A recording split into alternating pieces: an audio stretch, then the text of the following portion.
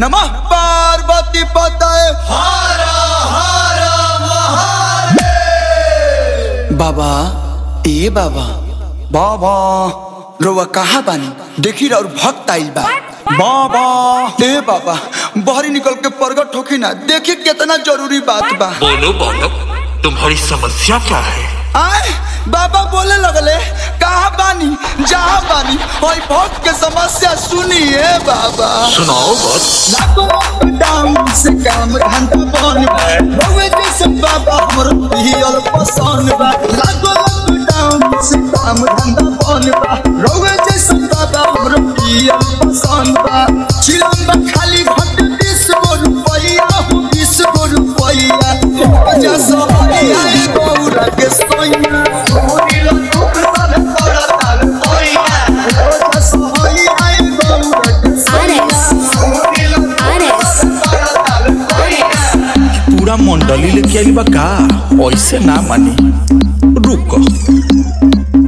आए होय देख रे बाबा सुन ले ले ये बरा के व्यवस्था हो गई।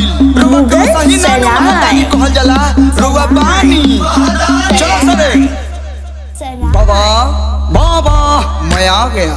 आई दादा ये तो फेरा गइल ये तो साफा पड़ी का पाड़े हो गइल बा। रुआ तो हमार मजबूरी समझते न बानी है रुआ तो ज्ञानी है प्लीज हेल्प मी बाबा। बोल तेरी इच्छा क्या है बालक? हाय सुनी लागो बाकिया जब भी मजबूरी बात बासे पहिया घट पियलो भी जरूरी बात फिर कब मुहावा खोलब नहीं कहत खाली कसम ले दिए बाबा ना तो जान दे देबो सुनी महादानी पारा दे देबो चुप कर बड़ा पानी के देखे लेके सुनी महादानी पारा दे देबो। आज बाबू फिर कृपा बरसा देनी हे देव के देव नाथों के नाथ भोलेनाथ। बाबा बाबा मैं आ गया रास्ते से जा रहा था सोचा आपसे मिल जाऊं। अरे गणेश भगवान अरे पिताजी कहाँ हैं? अरे उनको बोले आज उनका भक्त अपने साथ फाइनेंसर लेके आया है तनी दान के बतावा ये बयान तो म्यूजिक दा। कहाँ बड़े गुरु बताया बचेला प्रिय दस्ती सोना अकेला कहाँ बड़े गुरु बताया बचेला सुजित प्रिया सुसंगी अरविंद केला ली हर फूल ही कर जा वही का सूद समेत लौटाई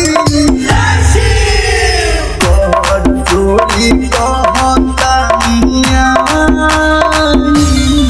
जानी हमसे किसियाई जी तोहर जोड़ी कहतानिया